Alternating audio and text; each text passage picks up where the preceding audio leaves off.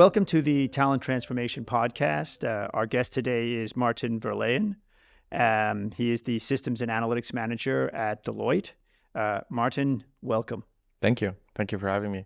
It's good to have you here. Deloitte's a very big company. Could you maybe zero in on what your responsibilities are and where you are doing your work? Yeah, of course. I'm specifically working for Deloitte Belgium. So we're a smaller member firm, let's say, of about 6,000 people. And my job consists of managing all of the tools and analytics that we're doing for everything related to talent acquisition. So I'm within the talent acquisition department within our people and purpose team at Deloitte Belgium. Okay, interesting. So are you coming from the tech side of the house, or are you coming from the business side of the house? I'm actually coming, let's say, from other companies. So I wasn't a homegrown Deloitter, as they call it. I actually came originally from HR. I started as a recruiter, did some consultancy work, but for other companies, mainly in talent management. And then I went on to doing more, let's say, tech-related elements, implementing HRIS solutions myself as well. And that got me into the role that I have right now, being at Deloitte. Okay, so that's an interesting journey. Did you get into tech because you really wanted to be in tech, or did that just happen because so much of what you had to do was technical? I think a bit of both. I've always been very interested into tech. As a young kid already, I was always into everything that was technical, everything that was IT related. But I was always into people as well. So actually, I got my degree in psychology. Thought I was going to go into people. But gradually, I noticed as well that everything tech related seemed to be becoming more and more interesting and more, let's say, necessary within our professional landscape. So that's also why I transitioned myself a bit more in that technical direction, which was something that interests me in my free time and in general anyway. So there's a geek underneath the surface. A very big one, yeah. A big geek. Okay, so you got a big geek factor. We've seen over the years some people do this migration from the recruiting business into tech, or from talent in general into tech. Was that a difficult thing for you to do, or did that just happen naturally? For me, it happened quite naturally because I do have some, let's say, education in more technology things. I don't have a formal education, but I did do some courses related to IT. So that's also why I felt like when I took the step to go more into the tech elements of HR, that it was really, something perfectly meant for me, because everything that was being discussed or everything that was being done, I could understand it, and I could also make the link towards like more the functional HR elements of things. So for me, it was quite natural. Yeah. Okay. Well, that's good. I've seen some people have challenges moving in that direction, and sometimes I see it as almost a fear of technology. A fear of what you know, or maybe what you don't know. But I think that you certainly can bring a different perspective to the tech solutions when you come from the business side. What in Deloitte, what would you describe as sort of your primary function in Deloitte? Yeah. I think my primary function within Deloitte, or within my role that I have, is really to start or to make sure that we keep innovating everything related to specifically my domain, in this case, talent acquisition, because it's something that's very important. As Deloitte, globally, we want to be considered as one of the leading consulting firms, of course, professional services, actually. And with that in mind, we also want to make sure, and that's also part of our strategy, to have our talent acquisition team, our talent acquisition processes be the best that we can be. Yeah. And that means supporting it by tech and making sure that we're always the first to do new innovations, that people that are applying with us or going through a process, that they have the best experience and the most, let's say, innovative experience as well. Right. Let's talk a little bit about your role in detail. The technology is obviously always changing. You're stakeholders are aware of that. They're out there in the market. They're seeing technology. They're using new technology. Are they coming to you and saying, I need this, I want this, why don't I have this?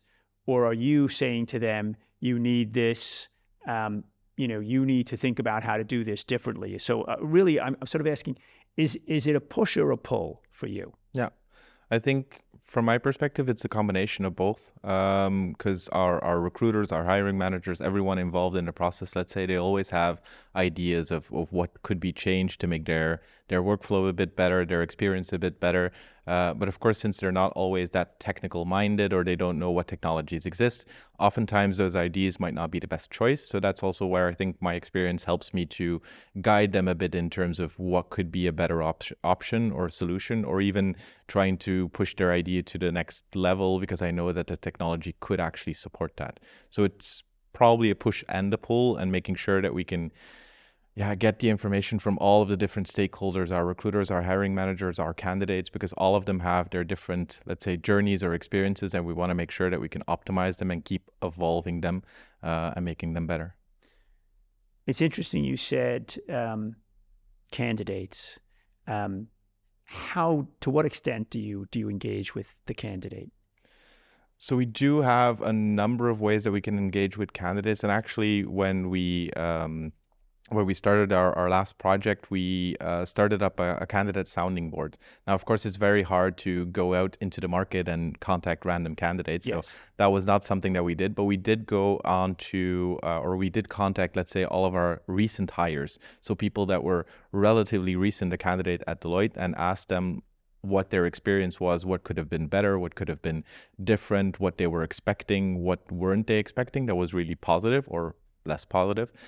So that really helped us as well to get the perspective of those people. But what we also do is throughout the entire recruitment process, we actually have our what we call CNPS, or Candidate Net Promoter Score, where we do launch after every application process a questionnaire to our candidates asking like, okay, how was this part of your process? How was this part of your process?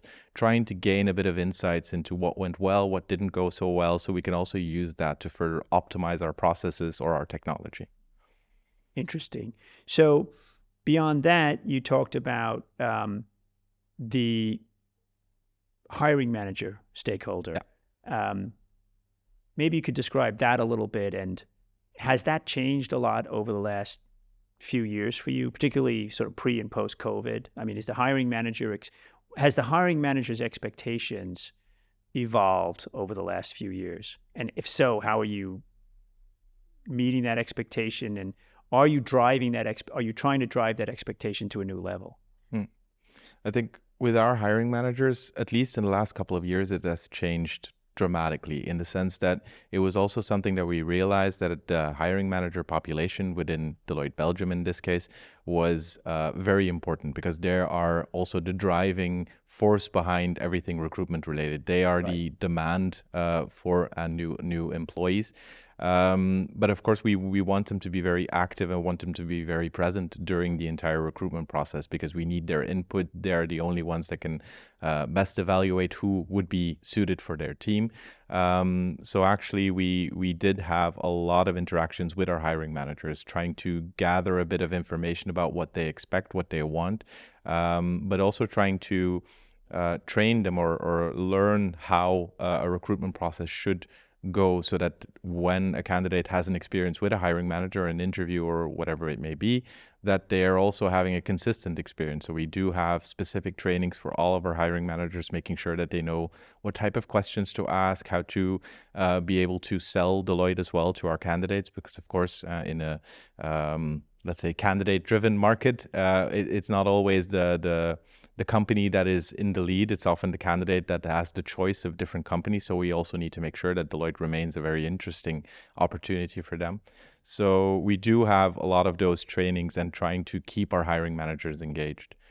Related to your question, post-COVID, I think a lot shifted there towards having virtual interviews, and our hiring managers also got used to that, because it's often easier to do a virtual interview. It's less time consuming going to the office, just doing it from home. So that's an expectation that grew. But of course, we find it very important to have that face-to-face contact, especially between the hiring manager and the new potential employee, because there needs to be that fit. And oftentimes it's a lot easier to determine whether there is a fit if they meet in a face-to-face setting, which also helps again to convince the candidate to join us. Right. So that's also something that we're trying to shift back to actually promote the on-site interviews. Right. Of course, when possible. When possible. And I guess it's safe to say you are who you hire at Deloitte, right? So when you think about that, how much of your recruiting shifts as the strategy of the company shifts? And have you been able to really tightly align that demand with the service that you provide? Yeah, good question. It's very important to us to keep closely aligned to the business needs, basically. So we do keep very closely in touch with our hiring managers, not only on volume, but also on the type of profile that they're looking for.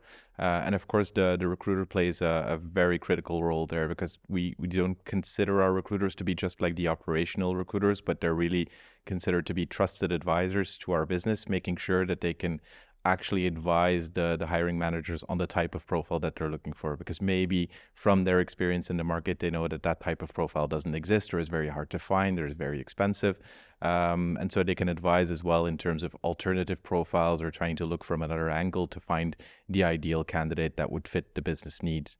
And there as well, we do try to make sure that we stay aligned with our business on their needs on a very, let's say, consistent time period across the year, because the business needs do change quite often and quite frequently as well in terms of the type of profiles that they need, because we offer a whole line of services to our clients, but also clients' requests change. Now AI is a very big topic, so they need support there.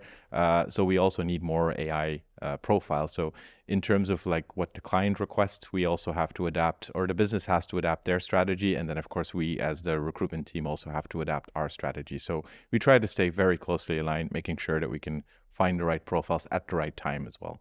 Yeah. Is it at a point now where you are looking into the future and trying to predict demand in certain skill categories or certain professions for the business? As recruitment, not yet. I think it's something that we could be doing more. I think the business is doing that on their side, because they have an idea of what services they will be offering or they want to be offering to clients. So 3 to 5 years down the road. Exactly. Right? And so they know about what type of profiles that they want.